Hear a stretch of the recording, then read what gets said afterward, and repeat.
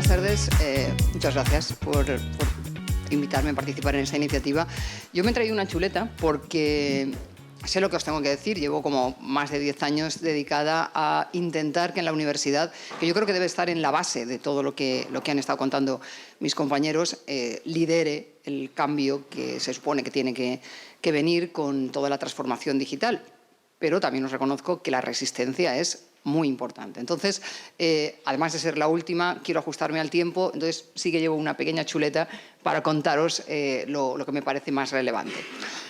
Pensad que la transformación digital de la que hemos estado hablando debería tener su base en la universidad, o por lo menos eso que llamamos nativos digitales, que no son tanto, porque realmente, muchas veces sí les gusta mucho trastear con las redes sociales, pero realmente luego no saben manejar un Word o un Excel.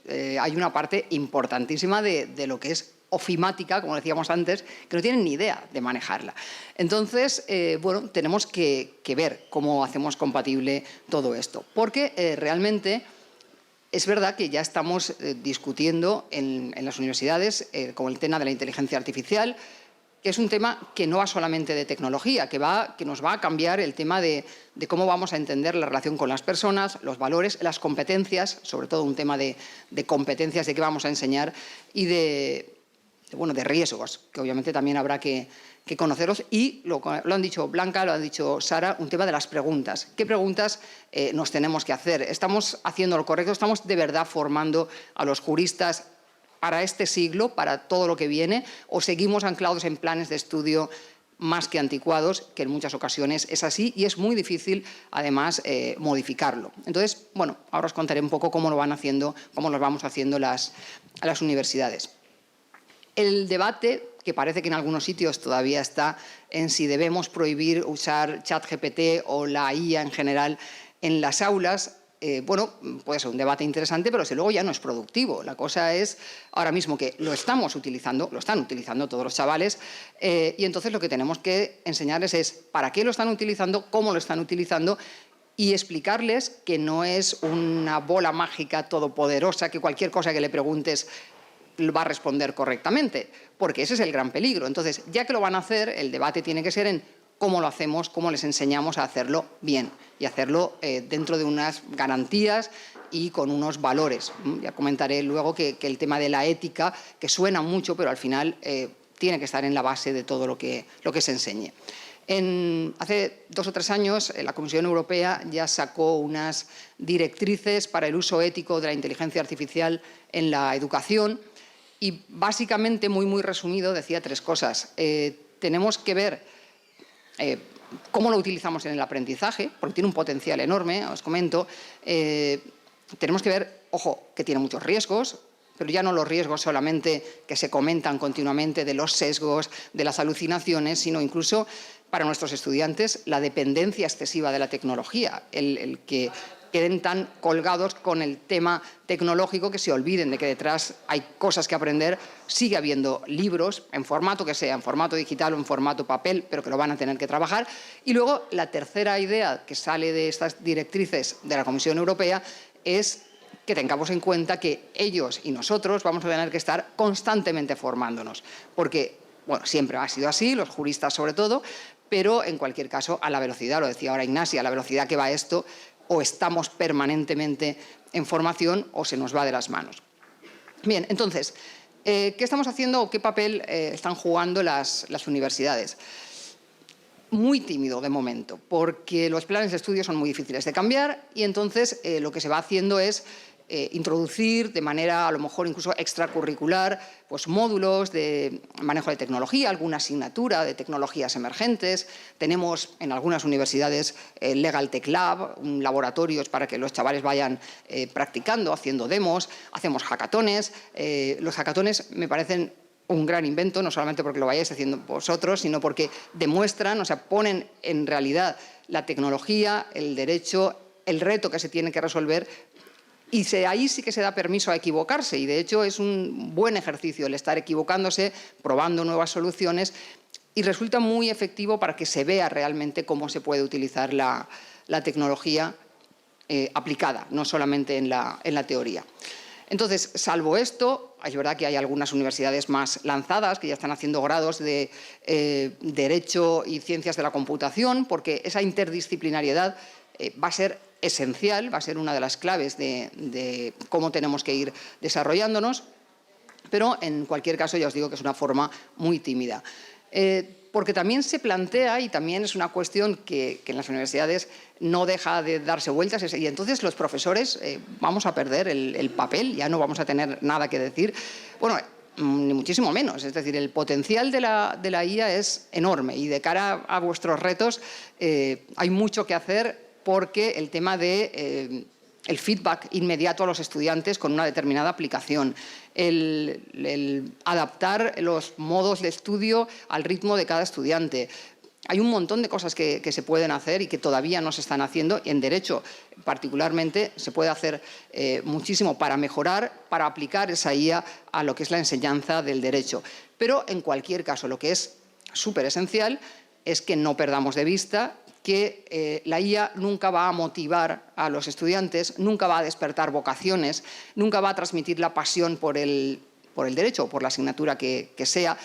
Entonces, obviamente, el profesor nos sobra.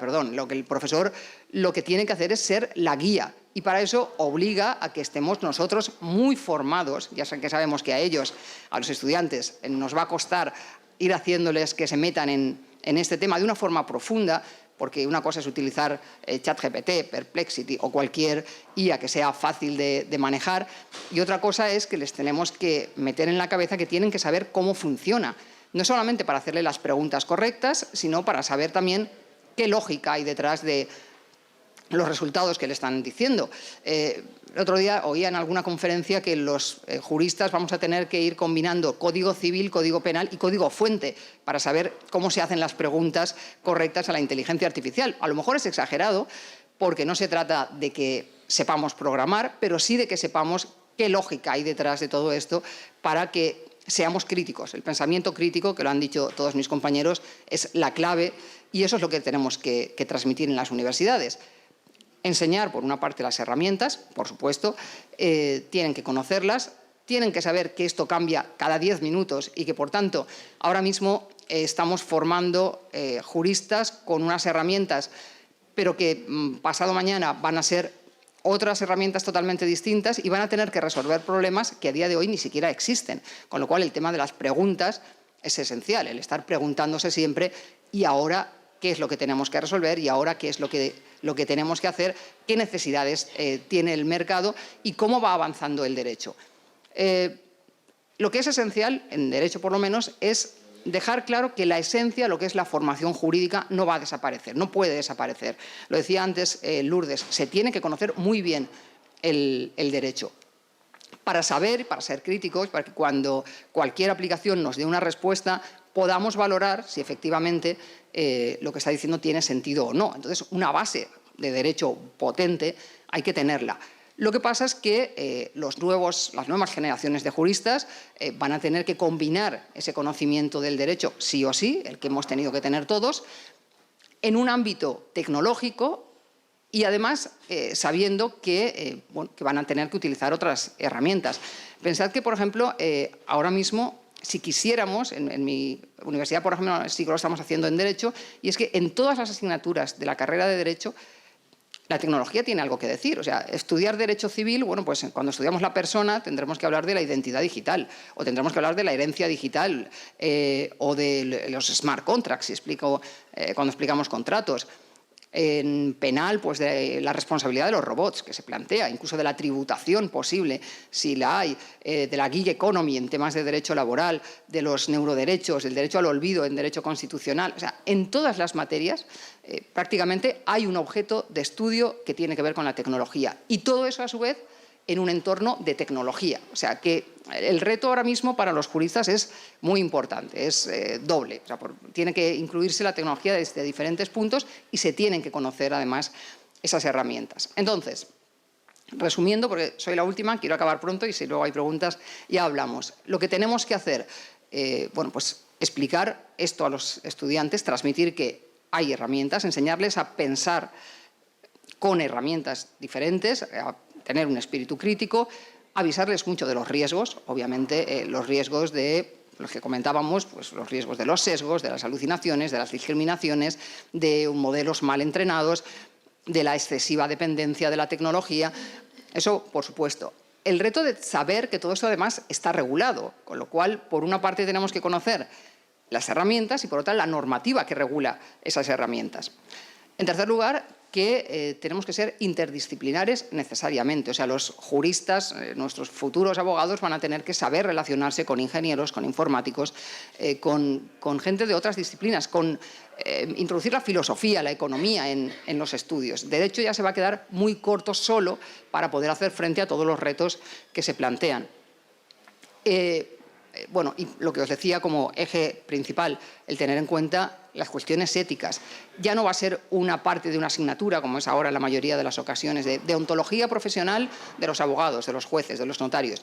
No, va a ser una ética en general que, porque al final los juristas van a ser los guardianes de los derechos fundamentales frente a toda la tecnología que tenemos delante. Entonces, esas tres ideas, junto con la necesidad de seguir enseñando derecho obligatoriamente y seguir conociendo la norma, me parece que es lo fundamental. Así que os podéis imaginar que el reto que tenemos por delante, unido a las superresistencias que hay en muchos casos en las universidades, con los profesores, no necesariamente los más mayores, pero con los de en derecho hay que estudiar derecho. Y dejémonos de tonterías, que eso es un clásico que oigo todos los días.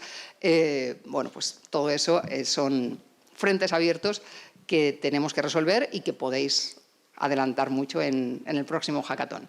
Muchas gracias.